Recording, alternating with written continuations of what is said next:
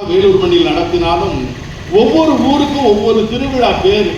வேலூர்னா சித்திரை திருவிழா, நம்ம இதில் சொன்னால் பௌர்ணமி திருவண்ணாமலையில், மதுரையில் கள்ளழகர் இறங்குறது, காஞ்சிபுரத்தில் ஒரு திருவிழா. ஒவ்வொரு இடத்துலையும் ஒவ்வொரு திருவிழா, ஒவ்வொரு மாவட்டமும் தமிழகத்துக்கு உண்டு. ஆனால் இன்றைக்கு தமிழகத்திற்கு ஒரு சிறப்பு என்று சொன்னால் ஒவ்வொரு மாவட்டத்திலும் புத்தக திருவிழா நடக்கிறது.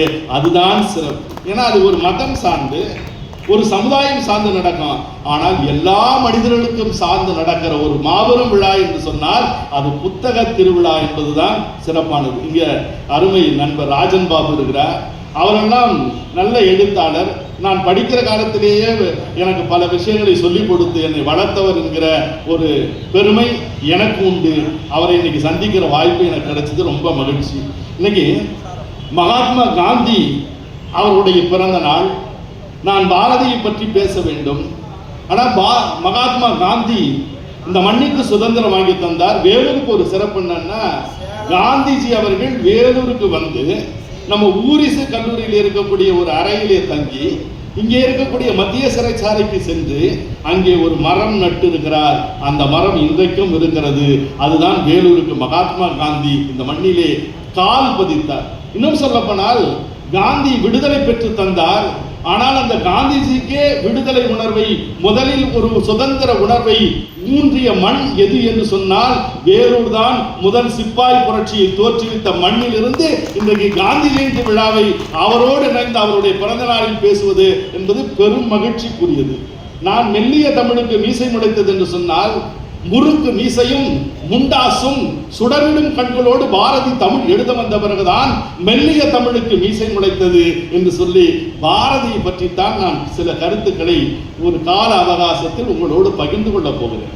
என்னன்னா, அண்ணல் காந்தி அவர்கள் விடுதலை போராட்டத்தில் வெள்ளை ஏகாதிபத்தியத்தை எதிர்த்து நாடு முழுக்க சென்றிருக்கிறார். சென்னைக்கு வந்திருக்கிறார். சென்னைக்கு வந்த உடனே காந்திஜி அவர்களை அப்பொழுதே விடுதலை கவிதைகளை எழுதி கொண்டு இந்த மண்ணின் மீதும் மக்களின் மீதும் மாறாத காதல் கொண்ட மாபெரும் கவிஞராக இருக்கிற பாரதி, மகாத்மா காந்திஜி சென்னைக்கு வந்திருக்கிறார். சென்னையில போய் மகாத்மா காந்திஜியை பார்க்கணும் அப்படின்னு சொல்லிட்டு போறார்.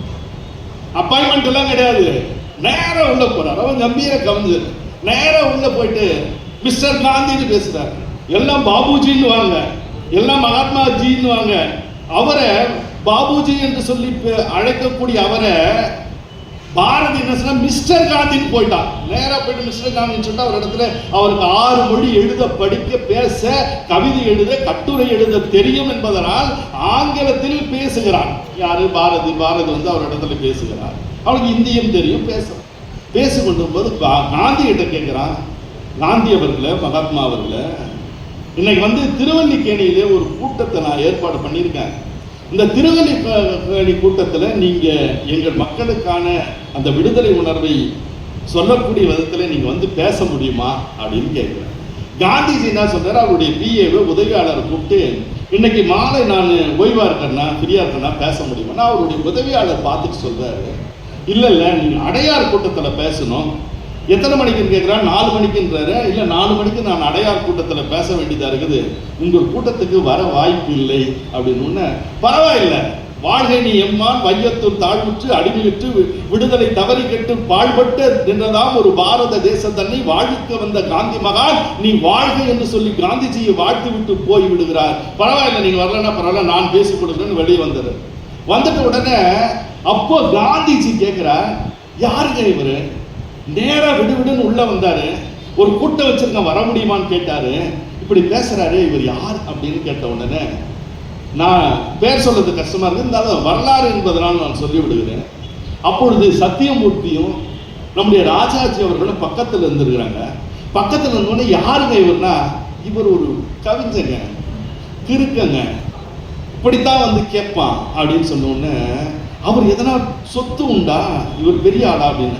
ஒன்றும் சொத்தெல்லாம் கிடையாதுங்க, வெறும் பையங்க அப்படின்னு சொல்லியிருக்காங்க.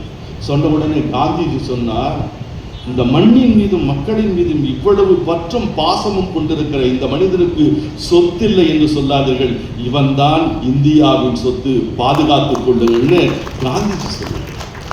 பெருசா கூட அறிமுகப்படுத்தலைங்க, பெருசா கூட அறிமுகப்படுத்தலை. உடனே நம்ம நேரம் ஒரு 4000 பேரை திரட்டி கொண்டு திருவல்லிக்கேணியிலிருந்து விடுதலை வேள்வி பாடல்களை பாடி, சுதந்திர போராட்ட பாடல்களை பாடிக்கொண்டு, தேசிய உணர்வுள்ள பாடல்களை பாரதியே பாடிக்கொண்டு 4000 பேரை அடையாறுகளுக்கு கொண்டு போய்கிறான் பாரதி. காந்திஜி பேசியிருக்கிறார், 1 மணி நேரம் பேசியிருக்கிறார் காந்திஜி 1 மணி நேரம் பேசிவிட்டு காந்திஜி குஜராத்துக்கு போய்விட்டார். ஆனால் பாரதி ஒரு கடிதம் எழுதினான். என்ன எழுதினான்னா, காந்திஜிக்கு, மகாத்மா காந்திஜி அவர்களை, நீங்க என்னுடைய தமிழ்நாட்டு மண்ணுக்கு வந்தீர்கள், வெள்ளையேகாதிபத்தியம் இந்த நாட்டிலே விட்டு விரட்டப்பட வேண்டும் என்பதற்காக விடுதலை உணர்வை, இங்கு அகிம்சையை நாடு முழுக்க பரப்பிக் கொண்டு விடுதலைக்காக பாடுபட்டுக் கொண்டிருக்கிறீர்கள். ஆனால் நீங்கள் அடையாறு கூட்டத்தில் 1 மணி நேரம் பேசினீர்கள். எல்லாரும் எல்லாம் கேட்டா, ஆனா பாபுஜி எந்த வெள்ளையனை, எந்த ஆங்கிலேயனை இந்த நாட்டை விட்டு வெளியேற்ற வேண்டும் என்று நினைக்கிறோமோ அதே ஆங்கிலத்தில் நீங்கள் பேசினீர்கள். நீங்கள் ஆங்கிலத்தில் பேசாமல் உங்கள் தாய்மொழியாக இருக்கிற குஜராத்தில் பேசியிருக்கலாம், இந்தியாவினுடைய மொழியாக இருக்கிற இந்தியில் பேசியிருக்கலாம். ஆனால் நீங்கள் ஆங்கிலத்திலே பேசினீர்களே, இதுதான் எனக்கு மன வருத்தமாக இருக்கிறதுன்னு ஒரு கடிதம் போட்டார். அதுக்கு காந்திஜி ஒரு கடிதம் இன்னைக்கு கூட இருக்குது மியூசியத்துல. காந்திஜி ஒரு கடிதம் போட்டிருக்கிறார். என்னன்னா, பாரதி அவர்களை நீங்கள் குறிப்பிட்டது நியாயமானதுன்னு ஆங்கிலத்தில் எழுதுந்து தமிழ் சொல்ற நியாயம்தான். ஆனால் எனக்கு எழுதியிருக்கிற இந்த கடிதம் இருக்கிறது, இந்த கடிதத்தை உங்கள் தாய்மொழியில் தமிழில் எழுதியிருக்கலாம், இல்லை என்றால் இந்தியாவின் மொழியாக இருக்கிற இந்தியில் எழுதியிருக்கலாம். ஆனால் என்னுடைய தவற்றை சுட்டிக்காட்ட நீங்கள் எழுதிய கடிதம் கூட ஆங்கிலத்தில் தானே இருக்கிறது, அதிலே தமிழிலே எழுதவில்லையே என்று சொன்ன உடனே பாரதி இன்னொரு லெட்டர் போட்டிருக்கான். என்னன்னா, நீங்கள் சொல்லுவது நியாயமானதுதான், ஆனால் என் தாய்மொழியாக தமிழை அடுத்தவர்களை வாழ்த்த பயன்படுத்தினே தவிர அடுத்தவர்கள் குறையை சுட்டிக்காட்ட ஒருபோதும் என் தாய்மொழி தமிழை பயன்படுத்துவதில்லை என்று எழுதியவன் தான் மகாகவி பாரதியாக இன்றைக்கு இருந்து கொண்டிருக்கக்கூடியவன். இன்னைக்கு பாரதி கண்ட கனவு நிறைவேறுகிறது. என்ன சொன்னா, இந்த நாட்டில் எதிராக புண்ணியம்னா அன்ன சத்திரங்கள் 1000 வைத்தல், ஆலயம் 16000 நாட்டல், அன்னை யாவினும் புண்ணியம் கோடி. எதுடானா, அங்கே ஒரு ஏழைக்கு எடுத்தறிவித்தது தான் இந்த நாட்டினுடைய புண்ணியம் என்று சொன்னான் என்று சொன்னார். இன்னைக்கு அறிவியல் இயக்கத்துல இந்த மாவட்டத்துல மலைவாழ் மக்கள்ல நரிக்குறவர்கள் மத்தியில அன்றைக்கு நான் மாணவனாக இருந்து கல்லூரி மாணவனாக இருந்த காலத்திலே முத்துச்சிலிப்பன் அவர் கால் தேய தேய இரவு உணவு இல்லாமல் உறக்கம் இல்லாமல் இந்த பகுதிக்கு சுற்றி சுற்றி நடந்த ஒரு நடையில நடந்த ஒரு அறிவியல் இயக்கத்தை கொண்டு வந்த முன்னால் நான் பேசுவது என்பதுதான் நான் பெருமை அடைகிறேன். நாட்டில் எல்லாம் அறிவு பெற வேண்டும், கல்வி வளர்ச்சி பெற வேண்டும் என்பதற்காக பாடுபட்ட அரசு அலுவலர்கள் அத்தனை பேரும் வெளியே வந்து அதற்காக பாடுபட்டார்கள். ஏன்னா இன்றைக்கு நிறைவேறுகிறது, பாரதி கண்ட கனவு நிறைவேறுகிறது. இதோ நாம் புத்தக திருவிழாவை நடத்தி கொண்டிருக்கிறோம். எண்ணற்ற மக்கள் இங்கே வருகை தந்திருக்கிறார்கள் தான் மிகச் சிறப்பானது. பாரதாசர் சொன்னார், யாரா அவன் பாரதி என்று சொன்னால், நீடுதுயில் நீக்க பாடி வந்த நிலா, காடு மடக்க வரும் கற்பூர சொற்கோ, வேண்டாத சாதி இருட்டை விரட்ட வந்த மணிவிளக்கு என்று சொன்னான்னா அந்த பாரதி அவன்தான். அவன் அதுவரையிலும் சங்க இலக்கியத்துல தொடர்ந்து இடைக்கால இலக்கியத்துல எப்படி இருந்தது என்று சொன்னால், சங்க இலக்கியம் ஓரளவுக்கு நம்ம உணர்வை, அறிவை, வீரத்தை, காதலை சொன்னது. ஆனால் இடைப்பட்ட காலத்தில் இருந்தது என்னன்னா, சிலேடையும் சிறுகால ரசமும் என்கிற பெண்களை பற்றி உயர்ந்த கற்பனையும் இருந்த காலத்தில் இலக்கிய உலகத்தில் மிகப்பெரிய திருப்பு முனையாக அமைந்தவன் யார் என்று சொன்னால் அவன்தான் பாரதி. பாரதி எழுத வந்த பிறகுதான் அந்த மென்மையான ரசனைக்குள்ள, சிலேடை உள்ள, இரட்டத்தில் உள்ள கிசுகிசுப்பு மூட்டுகிற அந்த தமிழை, பண்டிதர்களுடைய பரன்களிலே இருந்த தமிழை காதை பிடித்து பாமர மக்கள் பக்கத்திலே கொண்டு வந்த ஒரு மிகப்பெரிய பல்கலைக்கழகம் தான் மகாகவி பாரதி என்பதை மறந்துவிடக்கூடாது. எளிமை, சொற்புதிது, சுவை புதிது, சோதிமிக்க நவகவிதை, என்னாலும் அழியாத மகா கவிதை என்று கவிதையில சொல்லாட்சி புதியதாய், கலை புதியதாய், கற்பனை புதியதாய், சிந்தனை புதியதாய் செதுக்கி வந்தவன் யாருன்னா அவன்தான் மகாகவி பாரதி.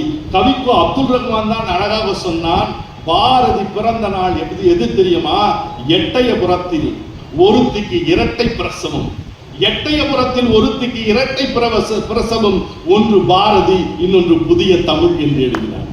அவர் பிறந்த நாள்ல தமிழும் புதிய தமிழும் பாரதியும் பிறந்த நாள். அதனால வைரமுத்து அழகாக சொன்னார், அது எப்படி எட்டயபுரத்தில் அவள் ஒருத்திக்கு மட்டும் நெருப்பை சுமந்த கருப்பை என்று எழுதினார். அது புரட்சி கணன். நான் ஒரு முறை வாய்ப்பு கிடைத்தது, அண்ணன் லியோனியோட பாரதியார் பிறந்த தின விழாவில் எட்டயபுரத்துக்கே போனோம். எட்டயபுரத்திலே போயிட்டு அவர் வீட்டிலேயே ஏற்பாடு பண்ணியிருந்தாங்க. வீட்டிலேயே ஏற்பாடு பண்ணியிருந்த அந்த நிகழ்வுல போனோம். எல்லாருக்கும் தெரியும், படிக்கிற காலத்திலேருந்து எனக்கு ராஜன் பாபா வரை பார்த்துருக்காங்க. கோவிலில் போய் சாமி கும்பிடுவதற்கும் கொடுக்கிற விபூதியை வாங்கி வைத்துக் கொள்வதற்கும் கொஞ்சம் அச்சப்படுவேன், அவ்வளவு ஆர்வம் காட்ட மாட்டேன். கல்யாணத்துக்கு பிறகுதான் இன்னைக்கு கடவுளேன்னு கும்பிட்டுருங்க. எல்லாம் கும்பிடாத கோயில் இல்லை, எல்லா கோயிலும் கும்பிட்டுருங்க. வாங்கி வைத்துக் கொள்வதற்கும் கொஞ்சம் யோசிப்பேன்.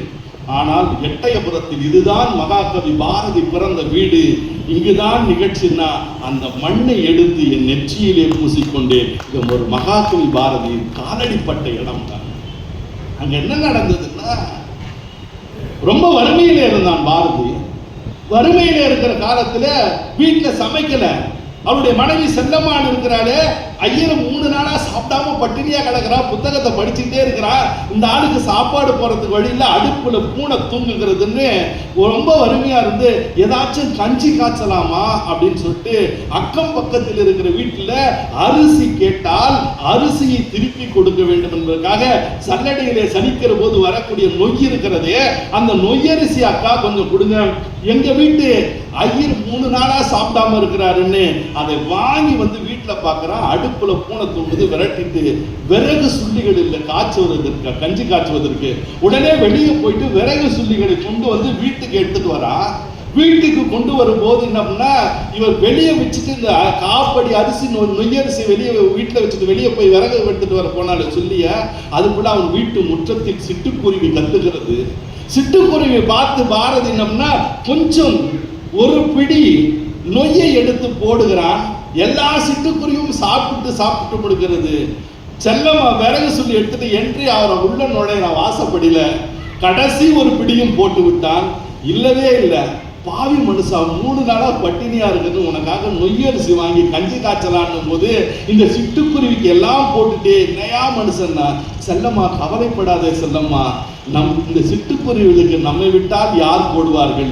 வழக்கமாக பானையிலே தண்ணீர் இருக்கிறது, 2 பேரும் சந்தோஷமாக குடித்து விடலாம்னு சொன்ன உடனே, இன்னையா இந்த மாதிரி பண்ணிட்டு உன்னை புரிஞ்சுக்க முடியலையா அப்படின்னு சொல்லி செல்லம்மாள் சொல்லுகிற போது பாரதி சொன்னான். என்ன சொன்னான்னா, இதோ இந்த சிட்டுக்குருவியில் இருக்கிறது நம் வீடு தேடி வந்த விருந்தினர்கள், நம் வீடு தேடி வந்த விருந்தாளிகள். ஆனால் நாம் பட்டினியாக இருக்கலாம், வெறுவயிற்றோடு இருக்கலாம். நம் வீடு தேடி வந்த இந்த விருந்தினர்களாக இருக்கிற சிட்டுக்குருவியை வெறுவயிற்றோடு அனுப்பக்கூடாது, அதனால் தான் போட்டேன் என்று சொன்னான்னா. இந்த மண்ணிலே வாழக்கூடிய உயிர்களின் மீது மாறாத காதல் கொண்டிருந்த ஒரு மாபெரும் கவிஞன் தான் மகாகவி பாரதி. அவனால் தான் பாட முடிந்தது. சொந்த ஜாதிக்காரன் கூட ஜாதிக்காரன் சொல்ல மாட்டான், நீ வேற ஜாதி நான் வேற ஜாதின்னு பேசுகிற மனிதர்களுக்கு மத்தியில் தான் மகாகவி சொன்னான், காக்கை குருவி எங்கள் சாதி, நீ கடலும் மலையும் எங்கள் கூட்டம், நோக்க நோக்க கடியாட்டம் என்று வாழ்ந்து காட்டிய ஒரு மாபெரும் கவிஞன் தான் மகாகவி பாரதி. அவன் பாஞ்சாலி அவனுடைய கவிதை தொகுப்புல மகாபாரத கதையை பாஞ்சாலி சபதம்னு எழுதுறான். மகாபாரத கதையை பாஞ்சாலி சபதம் எழுதுறான்.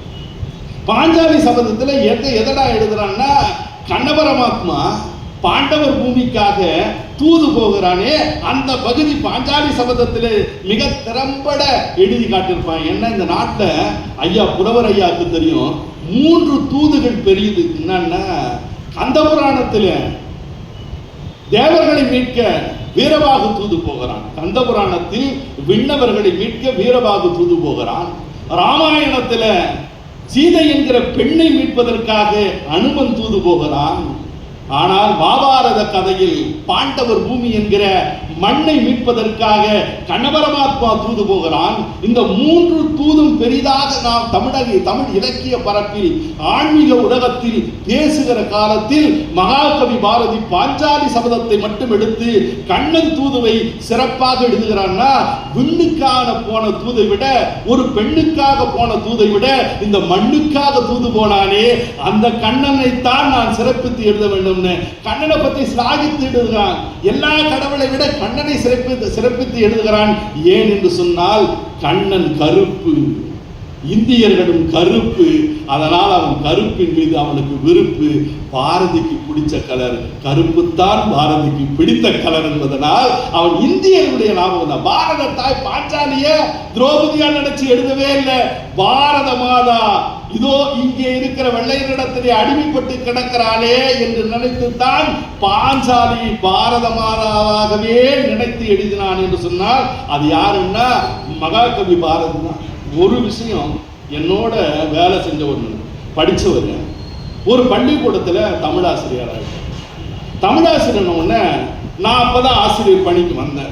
வந்த உடனே என்ன சொன்னார், அன்பு எங்கள் பள்ளிக்கூடத்தில் ஒரு ஆண்டு விழா நடக்குது, ஆண்டு விழாவுக்கு நீ தான்பா சிறப்பு பேச்சாளர். எப்படி முத்து சிறப்புனும் அண்ணன் பழனி அவர்கள் என்ன அழைச்சாங்களோ அந்த மாதிரி என்ன பண்ணிட்டாரு, போய் நீ தான்பா பேசணும். நான் என்ன பண்ணேன், மத்தியமே வந்துடுன்னார்.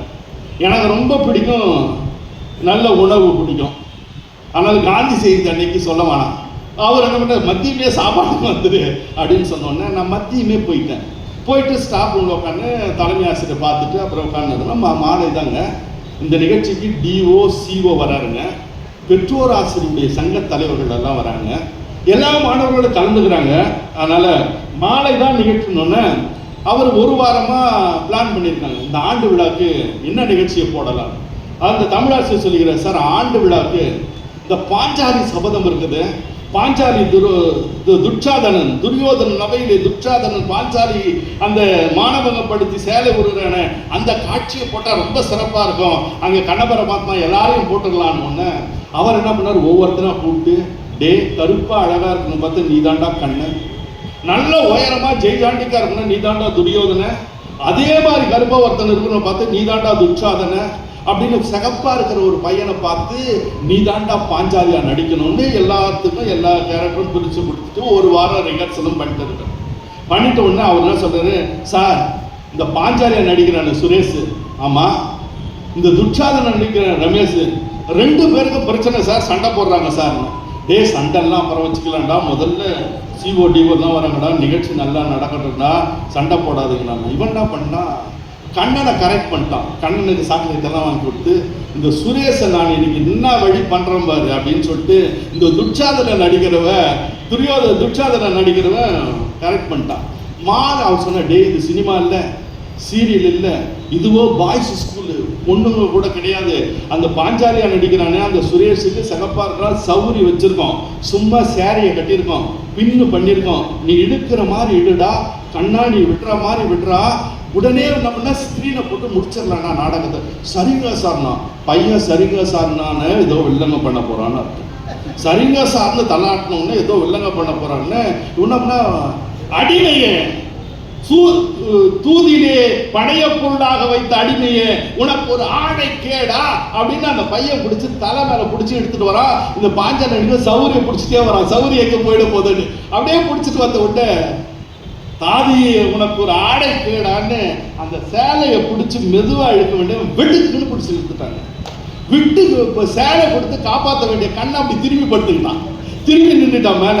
இவன் என்ன சொன்னா, கண்ணா கோவிந்தா கோபாலா எனக்கு ஆடை கொடுத்து காப்பாத்தியே கண்ணா அப்படின்னு சொல்லணும். இவன் என்ன பண்ணா, கொடுக்காத உடனே என்ன பண்ணா, எல்லா சேலையும் கையில வந்துட்டோம்னா அன்றாயரோடு நிற்கிறான். ஸ்கிரிப்ட்ல இல்லை, எந்த வாத்தியாரும் சொல்ல. உடனே எல்லா ஊர்க்காரங்களும் எல்லாருக்கும் போது அந்த பையன் ஒன்று சொன்னாமனுங்க, கண்ணா கோவிந்தா கோபாலா இந்த ஆடவர் நிறைந்த சபைதனிலே நான் ஒரு பெண்ணாக அவமானப்படக்கூடாது என்று சொல்லி அன்றாயர் கொடுத்து என்னை ஆணாகவே மாற்றி விட்டாயே கண்ணா, உன் கருணையே கருணை. அந்த அளவுக்கு பாடல்களின் மாபாரத கதை என்பது நம் மனதோடு ஊறி போனது.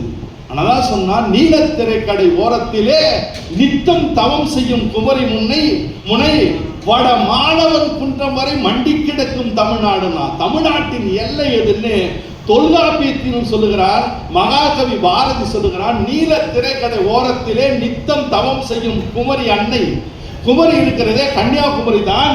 வடக்கே தெற்கே இருக்கிற கன்னியாகுமரியும் வடக்கே இருக்கிற திருவேங்கடம் என்று சொல்லக்கூடிய திருப்பதியும் தமிழ்நாட்டினுடைய எல்லையா இருந்துச்சு. அங்க பார்த்தா திருப்பதி, இங்க பார்த்தா கன்னியாகுமரி, இதுதான் தமிழ்நாட்டு எல்லையாக இருந்துச்சு. சென்னை வேணுங்கிறதுனால என்ன பண்ணோம், நம்ம திருப்பதி அங்க விட்டுட்டு திருத்தணியை மாப்போசி போராடி நமக்கு பெற்றுக் கொடுத்தார். இன்னைக்கு தமிழ்நாட்டின் எல்லை எது சொன்னோம்னா, தெற்கே ஒரு குமரி இருக்கிறாள், வடக்கே ஒரு குமரன் இருக்கிறான். குமரனுக்கும் குமரிக்கும் இடையில் தான் தமிழ்நாடே இருக்கிறது என்பதுதான் தமிழ்நாட்டுக்குள்ள சில தமிழ்நாடு இல்லை. ஆனா நீங்க பாருங்க, இங்க ஒண்ணு சொல்ற ஞாபகம் வருது. எல்லா இடத்திலும் புரட்டாசி மாசம் நான் சொல்லி ஆகணும், எல்லா இடங்களிலும் திருமால் எப்படி இருக்கிறன்னா கிடந்த திருக்கோலமாக, அமர்ந்த திருக்கோலமாக, எல்லா இடங்களிலும் இருக்கிற திருமால் திருப்பதியில் மட்டும் நின்ற திருக்கோலமாக இருக்கிறார். அங்க பண்டிகொண்டால படுத்துட்டு இருக்கிறார் ரங்கநாதர், அங்க ஸ்ரீரங்கத்தில் படுத்துட்டு இருக்கிறார், சில இடத்துல உட்கார்ந்துட்டு இருக்கிறார். எல்லா இடங்களிலும் படுத்த கோலமாக அமர்ந்த கோலமாக இருக்கிற பெருமாள், அந்த திருமால் திருப்பதியில் மட்டும் ஏன் எழுந்து நிற்கிறார் என்று சொன்னால், தமிழ்நாட்டின் எல்லை அங்கே இருந்து தொடங்குகிறது, கன்னியாகுமரி தெற்கே முடிகிறது என்று சொன்னால், நான் இறைவனாக இருந்தாலும் தமிழ் தொடங்குகிற இடத்தில் நான் படுத்தோ அமர்ந்து கொண்டோ இருக்கக்கூடாது என்று தமிழுக்கு நின்று மரியாதை செய்கிறான் என்பதுதான் நம் மண்ணுக்குரிய தனித்த சிறப்பு. புதிய புதிய சிந்தனையை இந்த மண்ணுக்கு கொண்டு வந்தவர் யாருன்னா மகாகவி பாரதியாக இருக்கிறார். இன்னைக்கு ஒரு நினைவு வந்துருச்சு, புலவரையாக தெரியும், நான் படிக்கிற காலத்திலே எனக்கு பல பக்கங்கள் எழுதி கொடுத்திருக்கிறாரு, பேச வந்திருக்கேன். ஆனா எனக்கு பாரதியை பத்தி பேசும்போது ஒரு சந்தோஷம் என்ன தெரியுமா, முதல்ல 8ஆம் வகுப்பு ராஜன் பாபுக்கு முதல்ல நான் 8ஆம் வகுப்பு படிக்கும் போது எங்க தமிழாசிரியர் என்ன பண்ணாரு, மகாகவி பாரதியினுடைய நினைவு நாள் என்னைக்குன்னா செப்டம்பர் 11 மகாகவி பாரதி நினைவு நாள். லயன்ஸ் கிளப் மாவட்டம் தோறும் போட்டி நடந்த போது எங்க பள்ளியின் சார்பாக என்ன பண்ணா, யாரா பேசுறோம்னா பக்கத்தில் இருக்கிறவங்க என் பேரை சொல்லிட்டான். உடனே எங்க வாத்தியார் எழுதி போயிட்டேன். உடனே நான் ஐயா கிட்ட சொன்னேன், சார் ஐயா இன்னும் ஒரு 10 நிமிஷம் எடுத்துக்கலாம் ஐயா சார். நான் சொன்னேன், சார் எனக்கு பேசவே தெரியாது சார், நான் பேசி பழக்கமே இல்லைன்னு. சார் டே பேசுதான், கிளாஸ்ல நல்லா தான் நான் பேசிக்கிறேன் பேசுறான் சார். கிளாஸ்ல பசங்களோட பேசுறது வேற, மைக்கு பிடிச்சி பேசுறது வேற. நான் எழுதி கொடுக்குறேன், மனப்பாடம் பண்ணிட்டு நீ பேசுறான்னு ஒரு தைரியம் வந்துச்சு. ஐயா எழுதி கொடுக்குறேன்னு சொல்றாரு. நான் என்ன பண்ண 3 பக்கம் எழுதி கொடுத்தாருங்க எங்க வாத்தியார் தமிழ் ஆசிரியர். பெஞ்சு மேல நின்று பேசுறேன், மெத்த படிக்கட்டில் நின்று பேசுகிறேன், மத்து காம்பு வச்சு மைக்குன்னு அம்மா கிட்ட இருந்து மத்து வாங்கி மைக்கு பிடிச்சி பேசுகிறேன். இப்படி எல்லாம் பேசி ட்ரைனிங் ஆகிட்டு அந்த ரைட்ஸ் கிளப்பில் போனோடனே பேச்சு போட்டியிலேயே எனக்கு 2வது பரிசு கிடைச்சதுங்க. அவசரப்பட்டு கை தட்டாதீங்க, கலந்துக்கணுங்களே 2 பேர். போட்டியில 2வது பரிசு. அதில் என்னாச்சுன்னா எழுதி கொடுத்தது இப்படி வச்சுட்டு, அப்போ எழுதின வசனம் தான் அது, அந்த கவிதை அவர் எழுதி கொடுத்தது. என்ன சொன்னாரு, முறுக்கு மீசையும் முண்டாசும் சுடர்விடும் கண்களோடு தமிழ் எழுத வந்த பிறகு, பாரதி தமிழ் எழுத வந்த பிறகுதான் அந்த வெள்ளிய தமிழுக்கு மீசை முளைத்தது. அந்த மகாகவி பாரதியை திருவல்லிக்கேணி பார்த்தசாரதி கோவில் யானை மிதிச்சு உடம்பு சரியில்லை செத்து போற யானை மிதித்து இறந்தோம்னா இந்த பேப்பர் ஃபேன் காத்துல பறந்து ஃபர்ஸ்ட் ஃப்ளோர்ல நடக்குது, பறந்து கீழே வந்து விழுந்துச்சுங்க. நான் எடுத்துட்டு வந்தா பேச முடியும். உடனே என்ன சொல்றேன், அந்த முறுக்கு மீசையும் முண்டாசும் சுடரிடும் கண்களோடு பாரதி தமிழ் எழுத வந்த பிறகுதான் அந்த மகாகவி பாரதி திருவல்லிக்கேணி யானை அப்படின்னு மிதிச்சு இறந்துட்டான்னு சொல்ல வரல. யானைன்னா அடுத்த வரி மாற்றத்துக்கு அழற. உடனே நம்ம புலவரையா மாதிரி இருக்கிற தமிழர் நல்ல நடுவர்கள் என்ன பண்ணாங்க, எத்தனை மாணவர்கள் வந்தார்கள், மீதுவெல்லாம் ரிஜெக்ட் ஆகி போனா எத்தனையோ மாணவர்கள் வந்தார்கள். ஆனால் அந்த முதல் பரிசை பெற்றானே அந்த மாணவனை விட 2வது பரிசுக்காக பேசினான் இந்த குள்ளமாக ஒரு அன்பு என்ற மாணவன். என்றைக்கோ சத்த பாரதிக்கு இன்றைக்கு கண்ணி விட்டு கதறி எழுதானே, அவனுக்குள்ள தமிழ் பற்றி எவனுக்கு இருக்கிறான். அப்படி அது பரிசு எனக்கு கிடைத்தது என்பதுதான் மிகப்பெரிய மகிழ்ச்சியாக இருக்கிறது. இன்னைக்கு பாரதி வாழ்நாள் என்னன்னா, இந்த பண்ணின் மீது ஆசை. அவருடைய உருவத்தை பார்த்தா வெள்ளை தலைப்பாகை, முறுக்கு மீசை, குங்கும பொட்டு, ஒரு கருப்பு கோட்டு, வெள்ளையில இருக்கக்கூடிய ஒரு டவலை கழுத்துல சுத்திட்டு இருப்பார். நீங்க பாருங்க, இந்த மண்ணின் மீது, இந்த பாரத தேசத்தின் மீது அவருக்கு எவ்வளவு பற்றிருந்தால் மகாகவி பாரதி வெள்ளை தலைப்பாக இருக்கிறத, அது இந்திய மேப்பை பாருங்க, மனசுக்குள்ள கொண்டு வாங்க. வெள்ளை தலைப்பாக இருக்கிறது இமய பனிமலையை ஞாபகப்படுத்தும். அவன் சிகப்பு பொட்டு இருக்கிறதே அது டெல்லி செங்கோட்டையை ஞாபகப்படுத்தும். அவன் முறுக்கிய மீசை இருக்கிறதே மேற்கு தொடர்ச்சி மலைகளை ஞாபகப்படுத்தும்.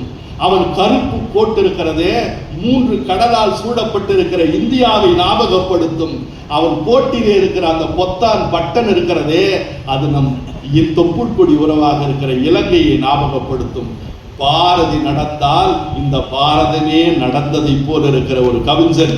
அவன் இந்த மண்ணின் மீது வைத்த பற்றுக்கு இணையாக யாரும் இல்லை. ஆனா இது துன்பத்தில் இருந்தாங்க, கஷ்டத்தில் இருந்தாங்க. ஆனா கவியரசு கண்ணதாசன் கிட்ட கேட்டாங்க, எப்படிங்க இருக்குன்னு. நான் ஜனாதிபதியை போல் சம்பாதிக்கிறேன், இந்தியாவை போல் கடன் வாங்குகிறேன். யாரு? கண்ணதாசன். கண்ணதாசன் சொன்னா எதிர ஆசை அப்படின்னா, ஓர் கையில் மதுவும் ஓர் கையில் மங்கையும் சேர்ந்திருக்கும் வேளையிலே என் சீவன் பிரிந்தால் தான் நான் வாழ்ந்த வாழ்க்கை நலமாகும், இல்லை என்றால் ஏன் வாழ்ந்தாய் என இறைவன் கேட்டிடுவான் எழுதின கண்ணதாசன் சொன்னா, எங்கே நிம்மதி எங்கே நிம்மதி, அங்கே எனக்கு ஒரு இடம் வேண்டும், சோதனை மேல் சோதனை போதுமடா சாமின்னு எழுதின கவியரசு கண்ணதாசன் வசதி வாய்ப்பிலே, பணத்திலே, செல்வ செழிப்பிலே எல்லாவற்றையும் அனுபவித்துக் கொண்டிருந்த கண்ணதாசன் எங்கே நிம்மதின்னு எழுதினான்.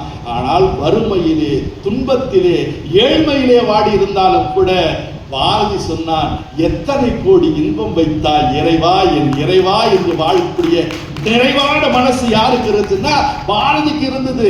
எல்லாவற்றையும் ஒன்றாக நினைத்தான். ஆத்தி சூடி இளம்பெறை அணிந்து மோடத்திருக்கும் முழுவின் மேனியான் கருநிறம் கொண்டு கடல் மிசை கிடப்பான் முகமது நபிக்கு மறையருள் தந்தோன் இயேசுவின் தந்தை எனப்பல மதத்தினர் உருவகத்தாலே உணர்ந்து உணராது ஓதிடும் பரம்பொருள் ஒன்றே என்று சொன்னான்னா, அது அல்லாவாக இருந்தாலும் இயேசுவாக இருந்தாலும் திருமாலாக சிவனாக இருந்தாலும் எல்லாம் ஒன்று என்று நினைக்கிற மனோபாவம் இந்த மண்ணிலே மனதிற்கு வர வேண்டும் என்று நினைத்தான்னா அவன் சிந்தனை புதிதாக, அவனுடைய கற்பனை புதிதாக இருந்தது, அவருடைய சொல்லாட்சி புதிதாக இருந்தது. இன்னைக்கு இருக்கிற ஒரு சொல்லாட்சி சொல்லுகிறேன், புரட்சி என்கிற ஒரு சொல் இருக்கிறதே அது தமிழுக்கு பாரதி கொடுத்த கொடைங்க. பாரதிக்கு முன்னால் இலக்கிய பரப்பிலும் பாரதிக்கு பின்னாலும் கிடையாது.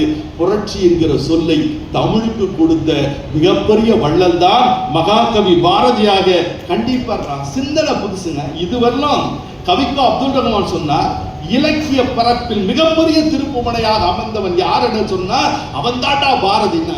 எப்படின்னு கேட்ட அவன் சிந்தனை புதுதா. இதுவரையில என்ன சொல்லியிருந்தாங்க தெரியுமா?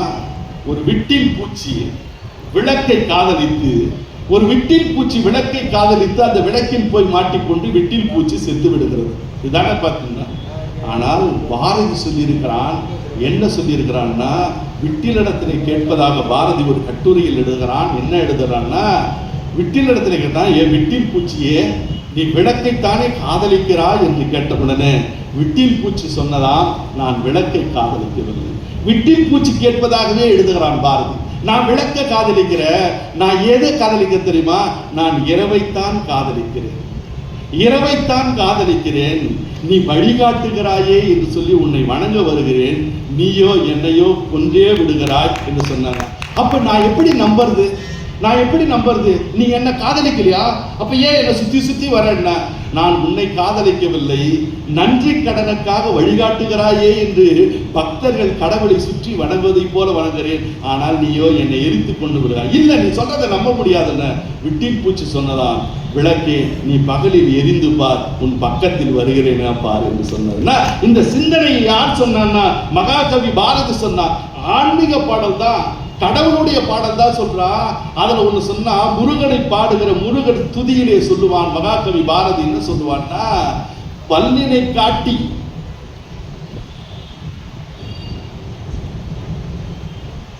பல்லினை காட்டி வெண்முத்தை பழித்திடும். பல்ல காட்டி சிரிச்சு வெண்முத்து இருக்கிறதையா அதை பழித்திடும். பல்லினை காட்டி வெண்முத்தை பழித்திடும் ஒரு புறவள்ளியை பார்ப்பன கோலம் தொட்டு கரந்தொட்ட வேலவா என்று முருகனை பாடுகிறான். என்ன சொல்றான், முருகா நீ யாருன்னா, நீ எஃப்சி ஃபார்வர்ட் கம்யூனிட்டி. இந்த வள்ளி இருக்கிறாளே அவ எஸ்சி கூட கிடையாது, எஸ்டி மலைவாழ். பல்லினை காட்டி வெண்முத்தை பழித்திடும் ஒரு புறவள்ளியை பார்ப்பன கோலம் தொட்டு கரந்தொட்ட வேலவா உன்னை வணங்குகிறேன்னா, இந்த நாட்டில் கடவுளாக இருக்கிற முருகப்பெருமானே கூட ஒரு மலைவாழ் சாதி மக்களை ஒரு பெண்ணை கரம் பிடித்து காதலித்து கல்யாணம் செய்துகிறான். உன் கடவுளே சாதி மாறி கல்யாணம் செய்து விடுகிற போது நீங்கள் என்னடா சாதியை பார்க்கிறீர்கள் என்று சொல்ல வந்தவன் தான் பாரதி. பாரதி சொன்ன இதுவெல்லாம் பாப்பாவுக்கு சொல்லுவான், ஓடி விளையாடு பாப்பா, நீ ஓய்ந்திருக்கல் ஆகாது பாப்பா, கூடி விளையாடு பாப்பா, ஒரு குழந்தையை வையாதே பாப்பா, பாதகம் செய்பவரை கண்டால் பயம் கொள்ளல் ஆகாது பாப்பா, மோதி மிதித்து விடு பாப்பா, அவர் முகத்தில் ஊழ்ந்து விடு பாப்பான்னு சொன்னா, இன்றைக்கு இந்த வேளையிலே சொல்லுகிறேன், பாரதி சாதி சமுதாயமற்ற ஒரு சமதர்ம நாட்டை காண விரும்பினான். சாதிகள் இல்லையடி பாப்பான்னா, பாப்பா சாதி இல்லை, நம்ம தான் ஜாதி போட்டுக்கிறோம், பெரியவங்க ஜாதி போட்டுக்கிறோம், குழந்தை ஜாதி போடல, சாதிகள் இல்லையடி பாப்பான்னா. என்னுடைய பேராசிரியர் அப்துல் காதர் சொன்னார், சாதிகள் இல்லை அடிங்க. ஒரு பெண் உரிமை பாட வருகிற மகாகவி பாரதி ஒரு பெண்ணை பார்த்து அடி போடி வாடின்னு சொல்லுவானான்னு. இல்லடா, சாதிகள் இல்லை, சாதிகள் இல்லை அப்படின்னா, சாதிகள் இல்லை, எவனா சாதி இருக்குதுன்னா அவனை அடிப்பாப்பா என்று சொன்னதுதான் அது என்று சொல்லி இன்னைக்கு கதை சொல்லுகிற ஒரு உத்தியை யார் கொண்டு வந்தான்னா மகாகவி பாரதி கொண்டு வரான். என்ன கொண்டு வரான்னா, இன்னைக்கு பவா செல்லதுரை அருமையான கதை சொல்லியாக இருக்கிறார், நம்முடைய சிலுப்பன் ஐயா அவர்களுக்கு நண்பராக இருக்கிறார். முதல் கதை சொல்லுகிற பாணியை யார் கொண்டு வந்தான்னா மகாகவி பாரதி தான் கொண்டு வந்தான். கதை சொல்லுகிற பாணி இன்னைக்கு சொல்றேங்க, எத்தனை சினிமா பாடல் இருக்கட்டும், எத்தனை தேசிய விருது வாங்கட்டும், ஆனால் பாரதி எழுதிய காதல் வரிகளுக்கு இணையாக எழுத ஒரு கவிஞன் இன்றைக்கு பிறக்கவில்லை என்பதுதான் சிறப்பு. அவன் சொல்லுகிற வரியை புலவரையா தமிழறிஞர் முன்னணியிலே சொல்லுவது பெருமகிழ்ச்சி அடைகிறேன். சுட்டும் விழி சுடர்தான் கண்ணம்மா சூரிய சந்திரனா, ஏ பெண்ணே, ஏ காதலியே, என் கண்ணம்மாவே, உன்னுடைய கண்கள் சுட்டும் விழி சுடர்தான் கண்ணம்மா சூரிய சந்திரனா. ஒரு கண்ணிலே நீ பார்க்கிற பார்வை எரிகிறது, இன்னொரு கண்ணிலே பார்க்கிற பார்வை புரிகிறது. உன் கண்கள் சூரியனா சந்திரனா என்று கேட்கக்கூடிய அற்புதமானது. அதனால்தான் சொன்னான், நாட்டுக்கு என்னடா பெருமன்னா, கல்வி சிறந்த தமிழ்நாடு. புத்தக திருவிழாவை பார்த்தால் அவன் ஆனந்த கூத்தாடுவான், ஆனந்தம் அடைவான். நாடு முழுக்க புத்தக திருவிழாவை நடத்தி கொண்டிருக்கிறாங்க. கல்வி சிறந்த தமிழ்நாடு, புகழ் கம்பன் பிறந்த தமிழ்நாடு, வள்ளுவன் தன்னை உலகினுக்கே தந்து வாழ்வுகள் கொண்ட தமிழ்நாடு, பிறநாட்டு நல்லறிந்த சாத்திரங்கள் தமிழ் மொழியில் பேர்த்தல் வேண்டும், இரவாத புகழ் உடைய புதுநூல்கள் தமிழ் மொழியில் ஏற்றல் வேண்டும், மறைவாக நமக்குள்ளே பழங்கதைகள் சொல்லுவதோர் மகிமை இல்லை, நமக்கு புதிய சிந்தனைகள் வர வேண்டும் என்று சொன்னான்னா அது பாரதியினுடைய கனவு இன்றைக்கு நிறைவேறி கொண்டிருக்கிறது. கேட்டா பராசக்தியினிடத்தில் கேட்பான், தனக்காக சொந்த வீடு இல்ல, வாடகை வீடா இருக்குது, சொந்த இடம் இல்ல, காணி நிலம் வேண்டும், பராசக்தி காணி நிலம் வேண்டும், அதன் அருகே ஒரு மாளிகை கட்டித்தர வேண்டும், 10-12 தென்னை மரம் வேண்டும், பக்கத்திலே ஒரு அற்புதமான குளம் இருக்க வேண்டும், கத்தும் குயில் ஓசை வந்து சற்றே என் காதில் விட வேண்டும் என்று சொன்ன உடனே மகாகவி பாரதி சொன்னான், காணி நிலம் வேண்டும், பராசக்தி காணி நிலம் வேண்டும், அதன் அருகே ஒரு மாளிகை கட்டித்தர வேண்டும், 10-12 தென்னை மரம் வேண்டும், அங்கே பக்கத்தில் விட வேண்டும் சொன்ன உடனே அவன் சொன்னான், கத்தும் குயில் ஓசை சற்றே வந்து என் காதில் விட வேண்டும்னு. புலவர்கள் சொன்னாங்க, குயில் கூவும் தானே, பாரதி நீ தவறாக எழுதுகிறாய், குயில் கூவும் கத்தாது என்று சொன்ன உடனே அவன் சொன்னான், அட முட்டாது, குயில் கூவும் தான் எனக்கு தெரியாதா, ஆனால் என் ஆசை காதலி என் மனைவி செல்லம்மாவோடு பேசிக் கொண்டிருக்கிற போது குயில் கூவினாலும் கூட அது எனக்கு சத்தமாகத்தான் தெரியும் என்று சொன்ன அற்புதமான கவிஞனாக இருக்கிறான். அவனுடைய கவிதையை, அவனுடைய சிந்தனையை, அவனுடைய மொழி பெற்றை, அவனுடைய நாட்டுப்பற்றை அவன் பெண்ணுக்கு பாடினான். பட்டங்கள் ஆழ்வதும் சட்டங்கள் செய்வதும் பாரினி பெண்கள் நடத்த வந்தும் 8 அறிவனுக்கு ஆணுக்கு பெண் இல்லை, இளைப்பிள்ளை பார் என்று கும்பியடி, பெண்ணுக்கு ஞானம் வைத்தான் புவி பேணி வளர்த்திடும் ஈசன், மண்ணுக்குள்ளே சில மூடர் நல்ல மாதர் அறிவை கெடுத்தார்னு பெண்களுக்காக பாடினான், மண்ணுரிமைக்காக பாடினான், பெண்ணுரிமைக்காக பாடினான், இந்த நாட்டுக்காக பாடினான், இலக்கியத்துக்காக பாடினான். சாதி சமயமற்ற சமதர்ம சமுதாயம் இந்த நாட்டினை நிலவ வேண்டும் என்று கனவு கண்டு ஆடுவோமே பள்ளு பாடுவோமே, ஆனந்த சுதந்திரம் அடைந்து விட்டோமே என்று சுதந்திரம் அடையாதற்கு முன்பாக ஒரு தீர்க்க தரிசனமாக சொன்ன அந்த மகாகவி பாரதி அதுவரையிலும் தமிழ் கற்பனையிலும் கவிதைகளும் சிருங்கார ரசத்திலும் சிலேடைகளிலும் வர்ணனைகளிலும் இருந்த தமிழை வாழ்க்கையின் பக்கத்தில் கொண்டு வந்தானே, அந்த மெல்லிய தமிழுக்கு பாரதி வந்த பிறகுதான் மீசை முளைத்தது சொல்லி நாட்டில் இன்னைக்கு சொல்றேன். சரஸ்வதி பூஜையில புத்தக திருவிழாக்கு வந்திருக்கிற பெருமக்களே, அட்சய திருதி வந்தால் ஒரு குண்டுமணி நகையாவது வாங்க வேண்டும், ஒரு கால் சவர நகையாக வாங்க வேண்டும் என்று சொல்லி வைத்த விளம்பரதாரர்களே, தொலைக்காட்சியினுடைய தோழர்களே, நான் உங்களிடத்திலே பணிவாக கேட்கிறேன், அட்சய திருதிக்கு நகை வாங்க வேண்டும் என்று சொல்லுகிறவர்களே, நீங்கள் சரஸ்வதி பூஜைக்கு ஒரு புத்தகமாவது வாங்க வேண்டும் என்று சொல்லுங்கள். நாட்டிலே அறிவு வளரும் என்று சொல்லி பாரதி பிறந்தது டிசம்பர் 11, பாரதி இறந்தது செப்டம்பர் 11.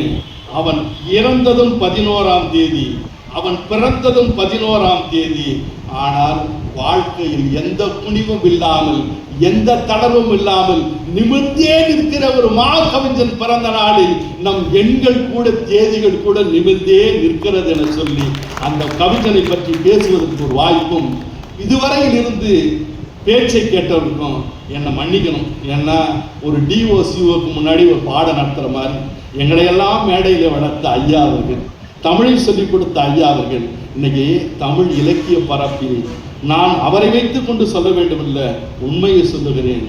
நகைச்சுவை இந்த வண்டியிலே அள்ளி கொட்டுவதற்கு யார் இருக்கிறார்கள் என்று சொன்னால் புலவர் ஐயா தான் இருக்கிறார் என சொல்லுவது மிகச் சிறப்பாக இருக்குது. என்னன்னா எல்லாரும் அடுத்தவன் சொன்ன ஜோக்க சொல்லுவான், ஆனால் புலவர் ஐயா ஒரு பட்டுப்புழுவை போல, பட்டுப்புழு எப்படி தன்னிடத்தில் இருந்து எச்சிலேயே நூலாக உருவாக்கி கொள்ளுகிறதோ, அது வண்ண வண்ணமாக மாதிரி உடுத்திக் கொண்டு மகிழ்ச்சிக்கு அடையாளமாகிறதோ, அதை போல ஒரு பட்டுப்புழுவை போல சுயமாகவே நகைச்சுவையை உருவாக்கி இந்த நாட்டுக்கு அளித்தவர். இன்னைக்கு கலக்க போவது யாரு, அசத போவது யாரு, பட்டிமன்றம் எதுவாக இருந்தாலும் பயன்படுத்துகிற நகைச்சுவைக்கு அள்ளி கொடுத்த அமுதசுரவி யார் என சொன்னால் அவர்தான் புலவர் ஐயா என சொல்லி இனி இதுவரை நீங்கள் காத்திருக்கிறீர்கள். இனிமேல் தான் விருந்து பரிமாறுகிறார்கள். புலவர் ஐயா வருகிறார். உங்கள் காதுகளை கொஞ்சம் விரித்து வைத்துக் கொள்ளுங்கள். காதுகளை அவரிடத்திலே கடனாக கொடுங்கள். உங்கள் வாழ்நாள் முழுவதும் நீங்கள் மகிழ்ச்சியாக இருக்கிற நகைச்சுவையை அள்ளித்தர இருக்கிறார்கள் சொல்லி வாய்ப்பளித்த பெருமக்களுக்கும், மேடையிலே இருந்து கேட்ட அதிகாரிகளுக்கும், வருகை தந்திருக்கிற தமிழ் மக்களுக்கும் உங்கள் பாதங்களை பாருங்கள், என் நன்றி மலர்கள் குவிந்து கிடக்கிறத சொல்லி நல்ல வாய்ப்புக்கு நன்றி தெரிவித்து நிறைவு செய்கிறேன். நன்றி, வணக்கம்.